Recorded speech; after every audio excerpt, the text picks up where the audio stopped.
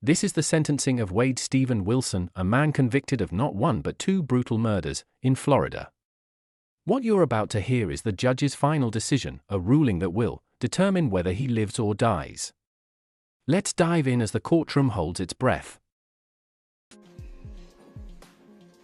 All right, let the record reflect that State's President, Defense Counsel, and the defendant are all present. We're here for sentencing. Was there anything else that the court needed to address prior to sentencing? All right. So I have considered all of the testimony and evidence, arguments of counsel, applicable case law, and statutes. I have prepared a written sentencing order, which I'll file contemporaneously with the pronouncement of the sentence here today. I also have copies for the state and defense, which I'll hand out once I conclude. So in the state of Florida versus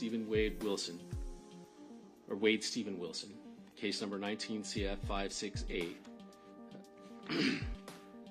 the court will read aloud the portion of the sentencing order related to the sentencing circumstances and proportionality. In evaluating the aggravating and mitigating factors, the court does not engage in a mere counting procedure, but instead makes a reasoned judgment based on the totality of the circumstances. In reaching this decision, the court is mindful. This section is chilling. Notice how the judge lays out the murders in excruciating detail. This isn't storytelling for drama. It's legal precision. In a death penalty case, every word matters because the court must prove that the crimes meet the legal standard of being heinous, atrocious, and cruel. And by the sound of it, Wilson's actions check every box full. That because death is a unique punishment in its finality, its application is reserved only for those cases where the most aggravating and least mitigating circumstances exist. The law never requires the imposition of a death sentence.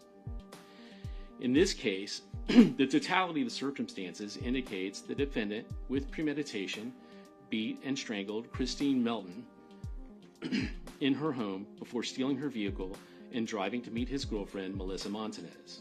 After Montanez refused to get into the car with him, the defendant battered her in broad daylight.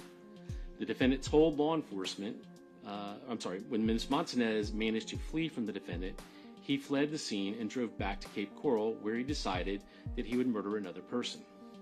He saw Diane Ruiz walking to work and pulled over, pretending to ask for directions. She got into the car to provide directions, but the defendant strangled her when she tried to exit. He then drove to an empty lot, strangling her into unconsciousness at least one additional time on the way there.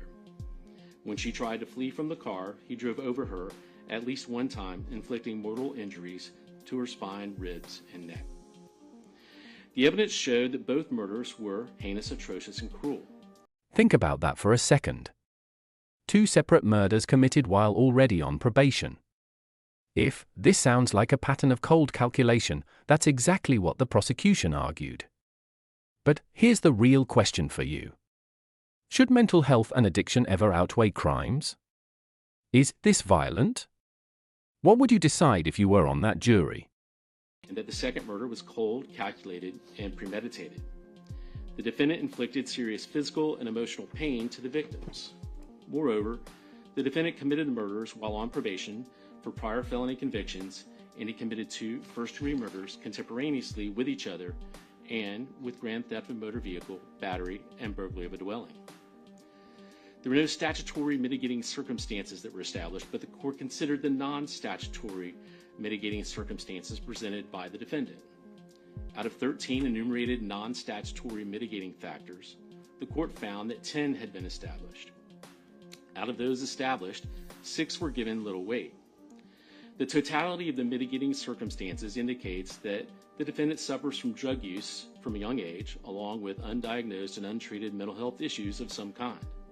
He felt abandoned by his biological parents, but had a devoted adoptive family who raised him in a supportive and loving environment.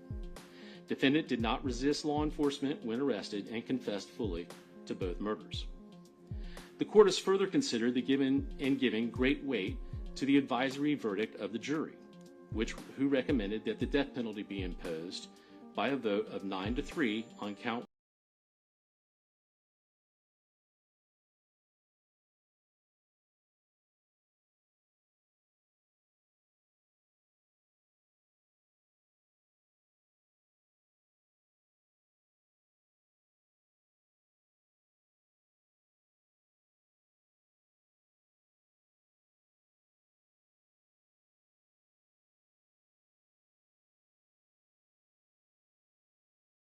one for the murder of Christine Melton, and a vote of 10-2 on count 4 for the murder of Diane Ruiz. The court recognizes that there is no mathematical formula for considering the aggravating and mitigating factors. It is not enough to weigh the number of aggravators against the number of mitigators. The court carefully considered the nature and quality of each aggravator and mitigator. Having reviewed all of the aggravating factors proven beyond a reasonable doubt and all of the mitigating circumstances reasonably established by the evidence, the court finds that the aggravating factors greatly outweigh mitigating circumstances. Given the facts of the case, nothing in defendant's background or mental state would suggest that a death sentence is inappropriate. This court's review of other reported capital cases has led the court to conclude that the death penalty is not disproportionate in this case. Under the totality of the circumstances and evidence, the court finds no basis to override the jury's verdict. The totality of the circumstances warrants that the defendant, Wade Stephen Wilson, be sentenced to death for each count of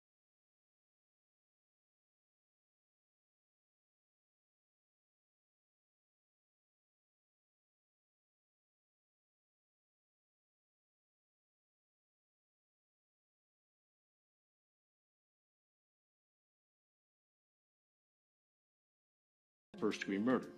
Accordingly, it is ordered and adjudged that the defendant, Wade Stephen Wilson, be sentenced as follows. Count 1, first-degree murder of Christine Melton. The defendant is hereby sentenced to death. Count 2, grand theft of a motor vehicle. The defendant is sentenced to 5 years imprisonment in the Florida Department of Corrections. Count 3, battery. The defendant is hereby sentenced to 364 days in the Lee County Jail. Count 4, first-degree murder of Diane Ruiz. The defendant is hereby sentenced to death. Count 5, the burglary of a dwelling.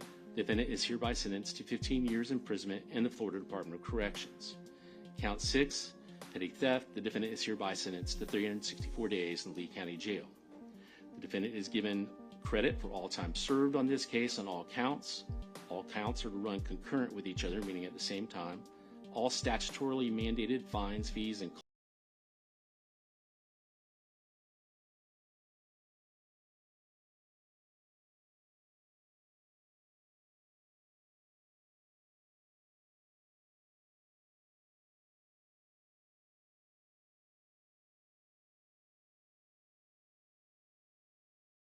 cost as announced on the record are imposed, and the defendant is committed to the custody of the Department of Corrections for execution of this sentence as provided by law.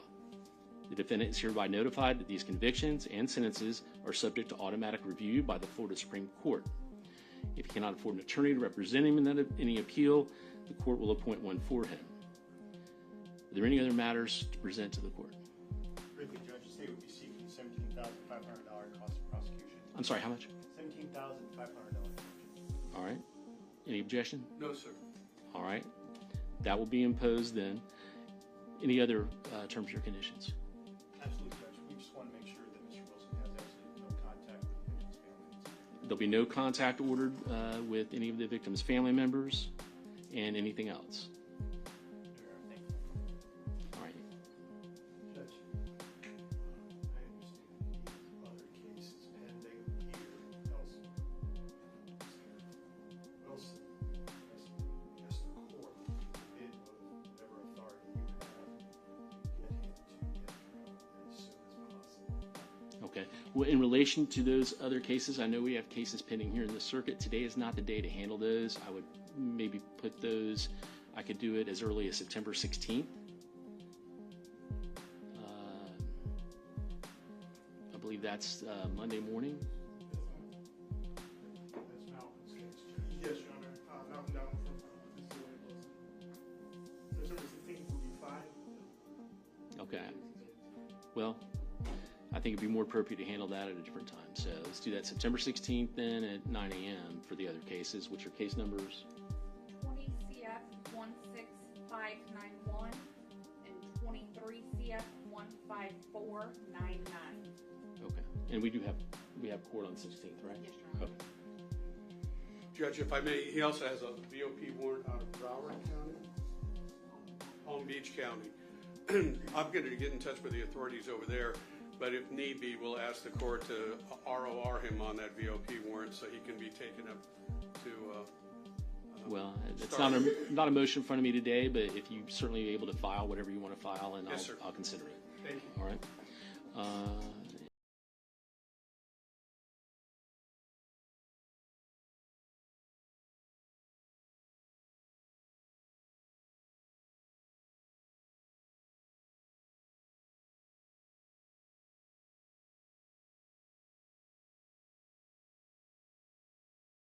Anything else? Not from the state judge. All right, sir. Then, Mr. Wilson, you will be fingerprinted and remanded to the Sheriff's Department. You'll be held without bond and for transport to the Department of Corrections when it's appropriate. If nothing else, then we're adjourned.